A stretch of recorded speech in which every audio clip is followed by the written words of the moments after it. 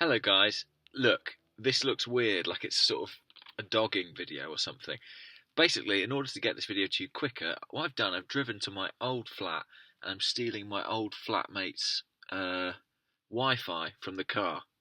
It's ingenious, I know. He's out, otherwise I'd just go in. But there you go. Anyway, I've literally just come from the ground.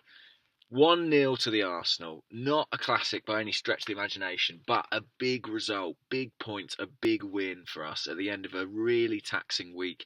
I think everything that we might take issue with in this performance, I think we have to factor in what a big week it's been that we've had Spurs, then a trip to United. And I think that's taken a mental and physical toll on the squad, and I think we saw that today.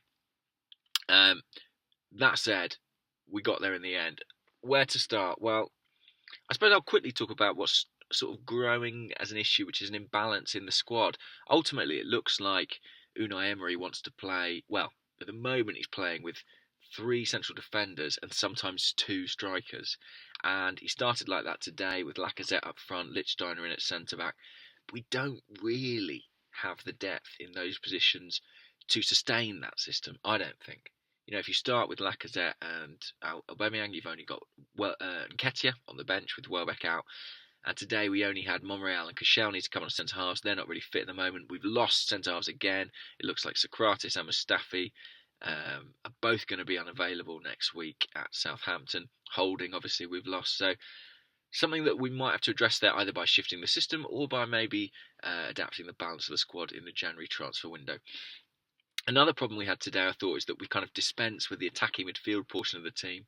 No Iwobi, no Mkhitaryan, Ramsey out, Ozil out, Guendouzi, Xhaka and Torreira in the middle of the park, and it meant that we just couldn't really get a foothold. I thought Lacazette did quite well in the first half trying to link the play, but so much of our attacking players come from our wing backs, but without anyone else wide supporting them, they couldn't really get into the game. Huddersfield, to their credit, were pressing really high up the pitch, and we didn't cope well with it. Leno's distribution was not as smooth as it has been. I think without Holding as that left-sided centre-back, Socrates is not as comfortable on the ball, and that, I think, hurt us. So, yes, it was a very difficult first half. That said, we had chances. We had a seemingly good goal for Lacazette, ruled out by offside. He can't get any luck at the moment. Big chances too for Aubameyang, and particularly Lacazette, who skied over the bar, ballooned it, you might say, as West Antone said on Twitter. And we did have those opportunities, but it was not a great game, to be honest. Not a great performance. Two changes at half time for the second home game in succession. On came Mkhitaryan, on came Iwobi. It didn't spark an immediate improvement, to be honest. It struck me that the real plan was to try and get Kolasinac in down the left wing, and that meant at times he was playing like the highest player there. Iwobi tucked inside, Guendouzi almost filling in as a kind of auxiliary left back at times. It did work once or twice, but Kolasinac couldn't find the final ball. When the goal eventually came, I think I'm right in saying, because I've not seen replays of anything, that we owe a lot to Guendouzi, who's developing a nice little cross-field pass from the left-hand side, a bit like the one Alexis used to do, clipped into the box. Aubameyang couldn't get a shot the way, but chipped it back across the box at head height. Well, head height for a normal person, but for little Lucas Torreira, he had to produce that stunning bicycle kick to give us the goal and give us the win, and celebrations reminiscent of those against Tottenham a week or so ago. To be honest, it didn't massively look like coming. There was a bit of desperation in Arsenal's play. Three players but for diving. I haven't seen replays, so I can't say if that was rightly or wrongly, but I think that shows we were a little bit desperate on the day, looking for any avenue to get an advantage. I think the referee deserves a mention. I think he lost control of the game in the first half, never really regained it. And one of the consequences was that Huddersfield time wasted a lot.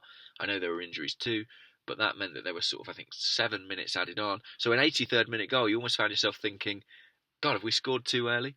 But we held out, we held on. And what you would say is Huddersfield didn't really have a good chance in the game. I thought Leno commanded his box well when he was asked to come out and punch, he did. I thought defensively, Socrates was good, Monreal was good when he came on. But to be honest, it's not a performance to remember, and that's fine. It was all about getting the win out of some tired legs. I think we're seeing those tired legs starting to rack up in terms of injuries, but we got the result, and that's great. And it's 21 unbeaten now. Another win for Unai Emery.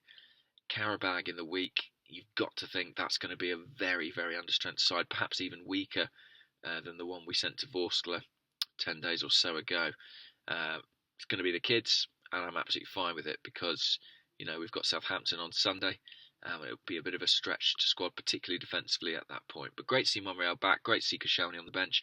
The only disappointment, we didn't play 99 red balloons at full time. Plenty of balloons on the pitch, though, throughout the game, which I did enjoy, to be honest.